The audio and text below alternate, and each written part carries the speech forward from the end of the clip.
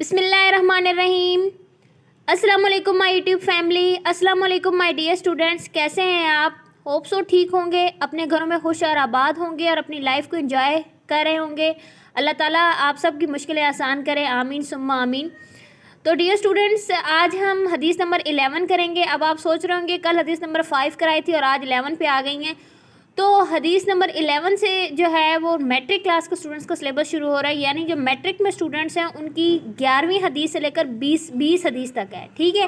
تو آج ہم جو ہے 10th کلاس کے اسٹوڈنٹس کی بہت زیادہ انسٹا پہ ریکویسٹ آ رہی تھی کہ آپ ہماری حدیث بھی شروع کرائیں، تو آج جو ہے ہم حدیث نمبر 11 کریں گے۔ تو بہت اہم حدیث ہے، بہت اہم حدیث ہے اور بہت پیاری حدیث ہے اگر آپ اس کو سمجھے تو، ٹھیک ہے۔ بسم اللہ الرحمن الرحیم۔ سب سے پہلے جو ہے میں آپ کو اس کا لفظی ترجمہ کراؤں گی، ٹھیک ہے۔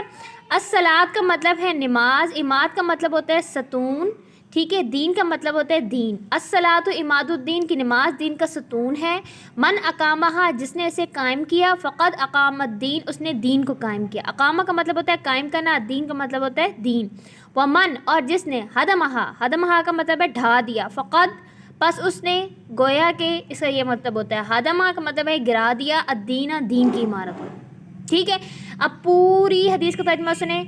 الصلاۃ عماد الدین نماز دین کا ستون ہے، فقد اقامہ جس نے اسے قائم کیا، فقد اقام اللہ اس نے دین کو قائم کر دیا، من ہدمہ جس نے اس کو گرا دیا، فقد ہدم الدین اس نے دین کو گرا دیا، ٹھیک ہے۔ اب اس حدیث میں کیا ہے، دین کو ایک عمارت سے تصویر جس کا ستون جو ہے وہ نماز قرار دے دیا۔ اب آپ اس سے اندازہ لگا لیں کہ نماز کتنی اہم ہے۔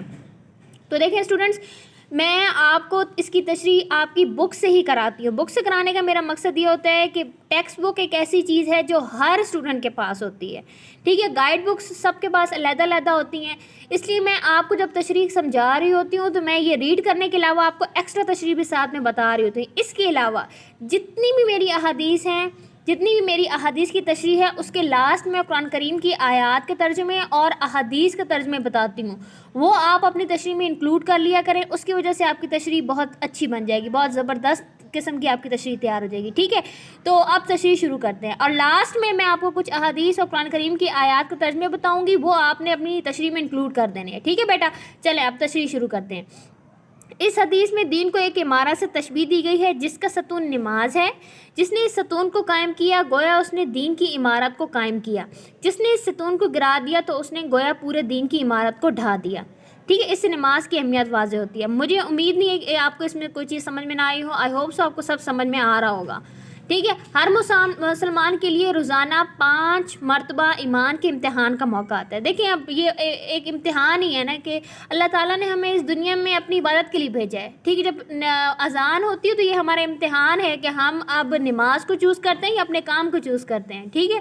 مؤذن صرف نماز و فلاح کی طرف بلاتا ہے، اگر وہ اس پکار پر لبیک کہتا ہے تو گویا وہ اپنی ایمان کی صداقت کی گواہی دیتا ہے۔ اس کے علاوہ نماز ہی وہ عمل ہے جس کے ذریعے سے اس کا اللہ سے تعلق اور رابطہ قائم رہتا ہے، اور جو ترک نماز سے کمزور ہو جاتا ہے، ٹھیک ہے، یعنی اللہ تعالیٰ سے رابطہ کمزور ہو جاتا ہے کیونکہ وہ نماز جو ہے وہ نہیں ادا کرتا، اللہ کے حضور نہیں جاتا، اس سے نہیں مانگتا، اس سے رابطہ جو ہے وہ ویک ہو جاتا ہے۔ چلیں اب کچھ قرآن کریم کی آیات کے ترجمے ہیں، یہ آپ لکھ لیں اور اپنی تشریح میں جو ہے اسے انکلوڈ کر لیجیے گا، ٹھیک ہے۔ ارشاد ربانی ہے، نماز پڑھا کرو اور زکوٰۃ دیا کرو اور رکوع کرنے والوں کے ساتھ رکوع کیا کرو۔ اسی طرح سورہ روم میں ارشاد ہے، نماز قائم کرو اور مشرکوں میں سے نہ ہو جاؤ۔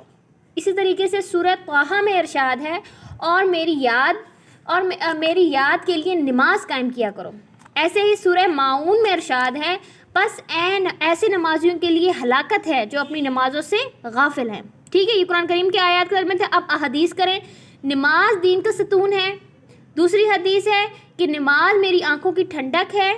ایک اور حدیث ہے کہ قیامت کے دن سب سے پہلا سوال نماز کے متعلق کیا جائے گا۔ اسی طریقے سے علماء اکرام کے بھی اقوال ہیں کہ بے نمازی کو مسلمانوں کے قبرستان میں دفن نہ کیا جائے۔ ایسے ہی ایک اور ہے علماء اکرام کا اقوال کہ بے نمازی کے لیے رزق سے برکت اٹھ جاتی ہے۔ تو یہ تمام احادیث اور قرآن آیات کے ترجمے جو ہے وہ آپ نے تشریح میں انکلوڈ کر لینے ہیں۔ انشاءاللہ امید ہے کہ آپ کو تشریح سمجھ میں آ گئی ہوگی۔ فی امان اللہ، اللہ حافظ۔